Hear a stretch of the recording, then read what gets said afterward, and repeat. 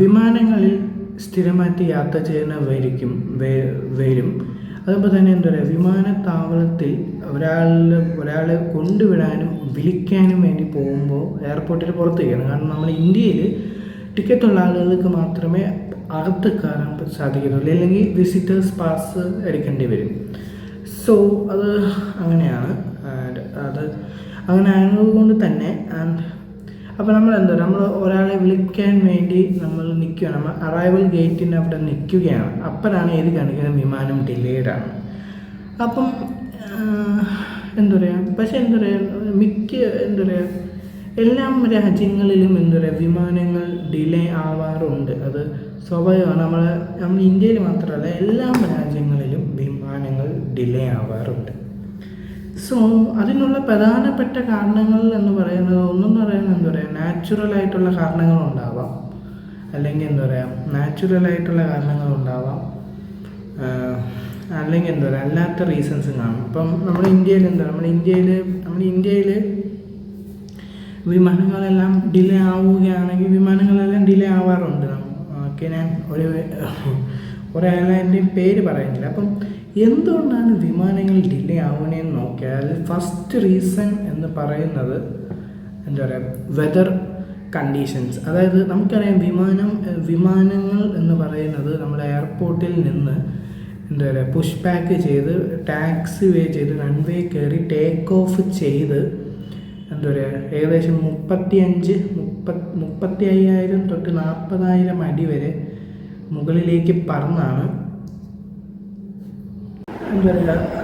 അത്ര അടി ഉയരത്തിൽ പറന്നാണ് ഒരു സ്ഥലത്ത് നിന്ന് വേറെ സ്ഥലത്തേക്ക് വിമാനങ്ങൾ പറക്കുക. അപ്പം ഇതിനിടയ്ക്ക് പല വെതർ കണ്ടീഷൻസും ഉണ്ടാകും. അതായത് ഇപ്പം ഫോർ എക്സാമ്പിൾ നമ്മുടെ വിൻ്റർ സമയത്ത് നമ്മുടെ നോർത്ത് ഇന്ത്യ ഭാഗത്തെല്ലാം ഫുള്ള് ഫോഗ്, അഥവാ കോട കൊണ്ട് ഫുള്ള് നിറയും. അപ്പോൾ കോട കൊണ്ട് നിറയുന്നത് തന്നെ ഡൽഹിയിലേക്ക് പോകേണ്ട വിമാനങ്ങളും അല്ലെങ്കിൽ നോർത്ത് ഇന്ത്യയിലെ വേറെ ഏത് സ്ഥലത്തേക്ക് പോകുന്ന വിമാനങ്ങളെല്ലാം ഡിലേ ആവും. അതായത് അപ്പം ശരിയാണ്, നമ്മുടെ കേരളത്തിൽ നിന്ന് ഡൽഹിയിലേക്ക് പോകുന്ന വിമാനങ്ങൾക്ക് 3 മണിക്കൂർ അടുപ്പിച്ച് വേണം. പക്ഷേ അപ്പം നമ്മുടെ തിരുവനന്തപുരത്ത് നിന്ന് പുറപ്പെടുന്ന വിമാനം തിരുവനന്തപുരത്ത്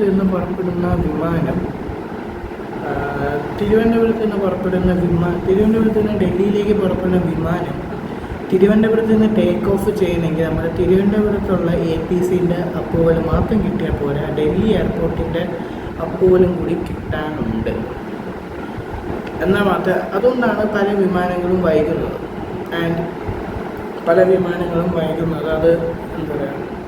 അത് അങ്ങനെയാണ്. അപ്പോൾ അങ്ങനത്തെ ആകുമ്പോൾ നല്ല മഴ കാണാം, അല്ലെങ്കിൽ ഇടിമിന്നൽ ഉണ്ടാവാം. ഇടിമിന്നൽ പിന്നെ മഴ, അങ്ങനത്തെ കോട, അങ്ങനത്തെ കാരണങ്ങളാണ്. രണ്ടാമത്തെ റീസൺ എന്ന് പറയുന്നത് ടെക്നിക്കൽ മെയിൻ്റനൻസ് ആണ്. അതായത് ടെക്നിക്കൽ അല്ലെങ്കിൽ മെയിൻ്റനൻസ് ഇഷ്യൂസ്. അതായത് നമുക്കറിയാം, നമ്മുടെ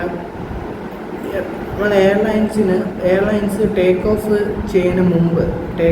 ചെയ്യുന്ന മുമ്പ് നല്ല രീതിയിൽ അത് ഇൻസ്പെക്ട് ചെയ്യും. കാരണം ഈ ഒരു വിമാനം ഈ ഒരു എയർപോർട്ടിൽ നിന്ന് ടേക്ക് ഓഫ് ചെയ്തതിന്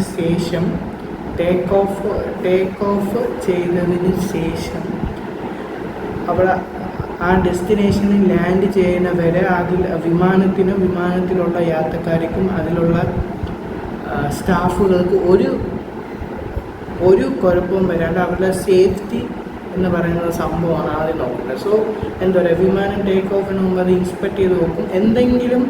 എന്തെങ്കിലും ടെക്നിക്കലായിട്ട് അതിന് ഇഷ്യൂസ് ഉണ്ടെങ്കിൽ അത് ഫിക്സ് ചെയ്യും. കാരണം അത്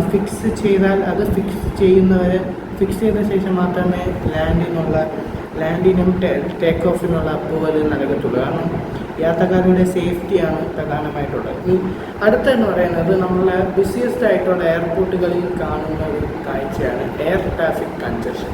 അത് നമുക്കറിയാം, നമ്മുടെ ഡൽഹി എയർപോർട്ടിൻ്റെ അറൈവലും ഡിപ്പാച്ചർ സ്റ്റാറ്റസ് നോക്കിയാൽ ഒരേ സമയത്ത് തന്നെ പല സ്ഥലത്തേക്ക് വിമാനങ്ങൾ ടേക്ക് ഓഫ് ചെയ്ത് ലാൻഡ് ചെയ്യുകയും ചെയ്യും. ഓക്കെ, അതായത് ഇപ്പോൾ ഡൽഹിയിൽ നിന്നും ഇപ്പം ഒരേ സമയത്തായിരിക്കും മുംബൈയിൽ നിന്നും, കൊൽക്കത്തയിൽ നിന്നും, ചെന്നൈയിൽ നിന്നും, പിന്നെ തിരുവനന്തപുരത്ത് നിന്നും, കൊച്ചി, കോഴിക്കോട്, കണ്ണൂർ ആ ഭാഗത്തു നിന്നുള്ള വിമാനങ്ങളെല്ലാം ലാൻഡ് ചെയ്യുന്നത്. ഒരേ സമയത്തായിരിക്കും ലാൻഡ് ചെയ്യുന്നത്, ഒരേ സമയത്ത് തന്നെയായിരിക്കും ലാൻഡ് ചെയ്യുക, ഒരേ സമയത്ത് തന്നെ ആയിരിക്കും ടേക്ക് ഓഫും ചെയ്യുക. സോ എന്താ പറയുക, അപ്പം എന്താ പറയുക, ഇത്ര വിമാനങ്ങൾ അറ്റ് എ ടൈം ഒരു വിമാനങ്ങൾക്ക് മാത്രമേ ലാൻഡ് ചെയ്യാൻ സാധിക്കുള്ളൂ. അതിപ്പം തന്നെ ലോകത്തിലെ ഏറ്റവും തിരക്ക് ബിസിയസ്റ്റ് ആയിട്ടുള്ള രണ്ടാമത്തെ എയർപോർട്ടാണ് നമ്മൾ ദുബായ് എയർപോർട്ട്. ദുബായ് എയർപോർട്ടിലെല്ലാം അറൈവലും ഡിപ്പാച്ചറും നിങ്ങൾ ഏതെങ്കിലും സൈറ്റ് വഴി നോക്കുമ്പോൾ നമുക്ക് കാണാൻ പറ്റും. അപ്പോൾ എന്താ പറയുക, ഒരേ സമയത്ത് വിമാനങ്ങൾ ലാൻഡ് ചെയ്യുകയും ടേക്ക് ഓഫ് ചെയ്യുകയും ചെയ്യുന്നതുകൊണ്ട് തന്നെ ഈ വിമാനങ്ങൾക്കെല്ലാം പോകണ്ടേ, അതുകൊണ്ടാണ് ഈ വിമാനങ്ങൾക്കെല്ലാം പോകണം. ഒരേ സമയത്ത് ഒരു വിമാനം മാത്രമേ ടേക്ക് ഓഫ് ചെയ്യാനും ലാൻഡ് ചെയ്യാനും ഉള്ള പെർമിഷൻ ഉള്ളൂ. ഇനി നാലാമത്തെ റീസൺ എന്ന് പറയുന്നത് ലേറ്റ് അറൈവൽ ഓഫ് എയർക്രാഫ്റ്റ്. അതായത് അതായത് ഇപ്പം ഡൽഹിയിൽ നിന്ന് തിരുവനന്തപുരത്തേക്ക് വിമാനം ചിലപ്പോൾ എന്താ പറയുക, മുംബൈയിൽ നിന്ന് ഡൽഹിയിലേക്ക് വന്ന വിമാനമായിരിക്കും. അപ്പം അതിനൊരു എക്സാമ്പിൾ പറയാൻ, നമ്മുടെ ഡൽഹിയിൽ നിന്ന് രാവിലെ 7:10 തിരുവനന്തപുരത്തേക്ക് പുറപ്പെടുന്ന വിമാനമുണ്ട്. ആ ഒരു വിമാനം ഇവിടെ 10:25 ഇവിടെ ലാൻഡ് ചെയ്തിട്ട് അതേ സെയിം വിമാനമാണ് 11:05 തിരിച്ചു പോകും. എന്നിട്ട് അത് 2:40 ഡൽഹി എത്തും. തിരിച്ച് 3:00 അതേ വിമാനം തിരിച്ച് ഡൽഹിയിൽ നിന്ന് എടുത്ത് ഇവിടുത്തെ 6:55 എത്തുകയും 7:30 ആ റേഞ്ചിൽ തിരിച്ച് ഡൽഹിയിലേക്ക് പറക്കുകയും ചെയ്യും. അപ്പം ആ ഒരു സെയിം എയർക്രാഫ്റ്റ് എത്ര തവണ അങ്ങോട്ടും ഇങ്ങോട്ടും ഫ്ലൈ ചെയ്യുന്നുണ്ട്. സോ അങ്ങനെ വരുമ്പോൾ അപ്പോൾ ഇതിലുള്ള ഏതെങ്കിലും ഒരു സൈക്കിൾ പോലെ ഇതിലുള്ള ഏതെങ്കിലും ഒരു സൈക്കിളുള്ള വിമാനം എന്താ പറയുക, ഇപ്പോൾ മുമ്പ് പറഞ്ഞ കാരണങ്ങൾ കൊണ്ടും അല്ലെങ്കിൽ ഇനി പറയാൻ പോകുന്ന കാരണങ്ങളും കൊണ്ട് ഡിലേ ആയാൽ അതനുസരിച്ച് ഒരു വിമാനം ലാൻഡ് ചെയ്തിട്ട് അതിനെ എന്താ പറയുക, അത് പാർക്കിനിട്ട് അവിടുത്തെ ആളുകൾ ഇറക്കിയിട്ട് വിമാനത്തിൻ്റെ മെയിൻ്റനൻസ് എല്ലാം നടത്തിയ ശേഷം മാത്രമേ നമുക്ക് പുതിയ എന്താ പറയുക, വിമാനത്തിൽ പോകേണ്ട ആളുകൾ നമുക്ക് കയറ്റാൻ സാധിക്കത്തുള്ളൂ. അതായത് വിമാനത്തിനുള്ളിൽ കയറ്റാൻ സാധിക്കും. ഇനി അടുത്ത 5ാമത്തെ റീസൺ എന്ന് പറയുന്നത് അതിൽ വർക്ക് ചെയ്യുന്ന ആളുകളുടെ, അതായത് അതിൽ വർക്ക് ചെയ്യുന്ന പൈലറ്റിൻ്റെയും ക്യാബിൻ ക്രൂവിൻ്റെയും ആളുകളുടെ ആവശ്യമാണ്. അത് നമ്മൾ ഇന്ത്യയിൽ പ്രത്യേകിച്ച് എന്താ പറയുക, നമ്മൾ ഇന്ത്യ പോലത്തെ പല രാജ്യങ്ങളിൽ വർക്കിന് അവറുണ്ട്. അപ്പോൾ എന്താ പറയുക, ഇപ്പോൾ ഡൽഹിയിൽ നിന്ന് തിരുവനന്തപുരത്തേക്കാണ് വിമാനത്തിൽ ഉള്ള ക്യൂ ചിലപ്പോൾ 1 മണിക്കൂർ മുമ്പായിരിക്കും കയറുക. അപ്പോൾ എന്താ പറയുക, അവർ ഡൽഹിയിൽ നിന്ന് തിരുവനന്തപുരം 4 മണിക്കൂർ വർക്ക് ചെയ്ത് തിരിച്ച് ഇവിടെ നിന്ന് ഏകദേശം 1 മണിക്കൂറോളം തിരുവനന്തപുരത്ത് കടന്ന ശേഷമായിരിക്കും ആ വിമാനം ഡൽഹിയിലേക്ക് പറക്കുക. അപ്പോൾ അവിടെ 1 മണിക്കൂർ, പിന്നെ 3 മണിക്കൂർ ഡൽഹിയിൽ, അപ്പം മൊത്തം 8 മണിക്കൂർ. അപ്പോൾ ആ 8 മണിക്കൂർ അവർ വർക്ക് ചെയ്യുന്നുണ്ട്. സോ ആ 8 മണിക്കൂർ അവിടെ വർക്ക് ചെയ്തതിന് ശേഷം അതിൽ കൂടുതൽ അവർക്ക് വർക്ക് ചെയ്യാൻ പറ്റത്തില്ല. അത് എന്താ പറയുക, ടേംസ് ആൻഡ് കണ്ടീഷൻസ്, പിന്നെ എന്താ പറയുക, ഗവൺമെൻറ്റിൻ്റെ റെഗുലേഷൻസാണ്. സോ അതുപോലെ തന്നെ എന്താ പറയുക, അപ്പോൾ ഇതിലുള്ള ഈ ഒരു സൈക്കിളിലുള്ള ഏതെങ്കിലും വിമാനം ഈ സൈക്കിളിലുള്ള ഏതെങ്കിലും ഒരു വിമാനം ഡിലേ ആയാൽ അത് എന്താ പറയുക, അതിൽ വർക്ക് ചെയ്യുന്ന പൈലറ്റിനും അതിലുള്ള ക്യാബിൻ ക്രൂ ആളുകൾക്കും എന്താ പറയുക, ഇതിലുള്ള ക്യാബിൻ ക്രൂ ആളുകൾക്കും അത് ഒരു ഇത് തന്നെ ആയിരിക്കും. ഇനി അടുത്ത റീസൺ എന്ന് പറയുന്നത് എന്താ പറയുക, പാസഞ്ചർ അല്ലെങ്കിൽ ബാഗേജസ്. അതായത് പാസഞ്ചർ എന്ന് പറയുന്നത് എന്താ പറയുക, ചില സമയത്ത് എന്താ പറയുക പാസഞ്ചർ ആയിരിക്കും ലേറ്റ്. അതായത് എന്താ പറയുക, ചില ആളുകൾ ലാസ്റ്റ് സമയത്തായിരിക്കും ഫ്ലൈറ്റിൽ കയറുക, അല്ലെങ്കിൽ ചില ആളുകൾ എന്താ പറയുക ലേറ്റായിട്ടായിരിക്കും സെക്യൂരിറ്റി ചെക്ക് ചെയ്യുക. അതായത് എയർപോർട്ടിൽ ലേറ്റായിട്ട് എത്തിയാൽ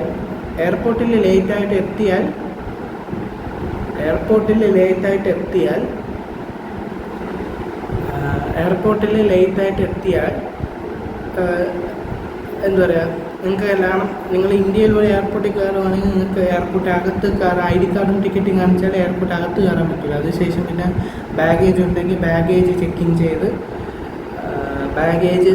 ചെയ്ത് അതിന് സെക്യൂരിറ്റി ചെക്കിൽ തിരക്കുണ്ടെങ്കിൽ നിങ്ങൾ ആ തിരക്കിൽ നിന്ന് സെക്യൂരിറ്റി ചെക്ക് ക്ലിയർ ചെയ്ത് പിന്നെ അവിടെ നിന്ന് പിന്നെ നിങ്ങൾ നേരെ ഗേറ്റിലേക്ക് പോകണം. അപ്പം പാസഞ്ചറുകൾ ലേറ്റായി. അതുകൊണ്ടാണ് പല വിമാന കമ്പനികളും എന്താ പറയുക, ഡിപ്പാച്ചറിൻ്റെ ഇത്ര മിനിറ്റ് മുമ്പ് ചെക്കിൻ ക്ലോസ് ചെയ്യുന്നതും ഇത്ര മിനിറ്റ് മുമ്പ് ബോർഡിങ് കംപ്ലീറ്റ് ചെയ്യുന്നതും കാരണം.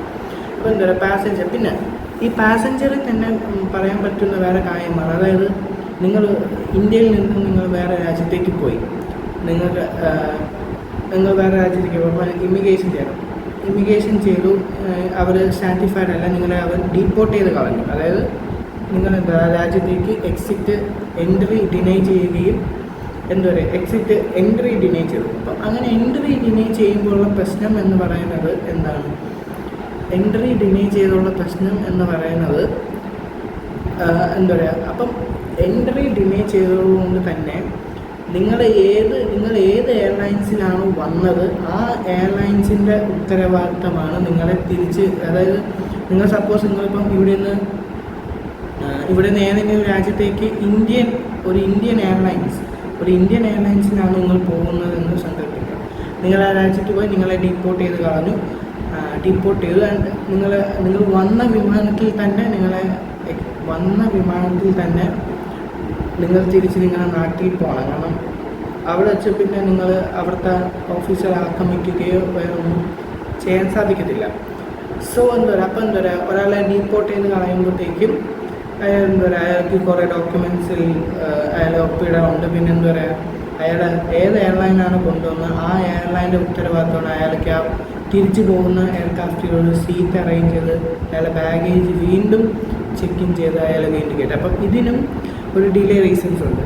പിന്നെ ബാഗേജ് ലോഡിങ് പോകും. അതായത് നമുക്കറിയാം നമ്മുടെ ഇന്ത്യൻ എയർലൈൻസുകൾക്ക് പാകിസ്ഥാൻ്റെ മുകളിൽ കൂടെ പറക്കാനുള്ള അനുമതി ഇതുവരെ ഇല്ല. ഇപ്പോൾ ഏകദേശം ഒരു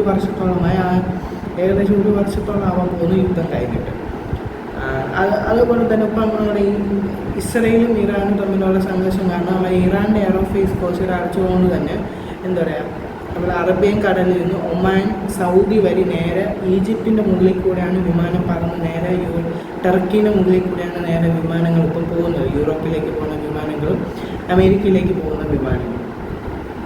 സോ അതുപോലെ അപ്പം അപ്പം എത്ര ദൂരം കൂടുന്നു അതനുസരിച്ചുള്ള ഫ്യൂള്. അപ്പോൾ ഒരു വിമാനത്തിന് ടേക്ക് ഓഫ് ചെയ്യാൻ വേണ്ടി ഇത്ര വെയിറ്റ് വേണമെന്നുണ്ട്. സോ വെയിറ്റ് കൂടുമ്പോൾ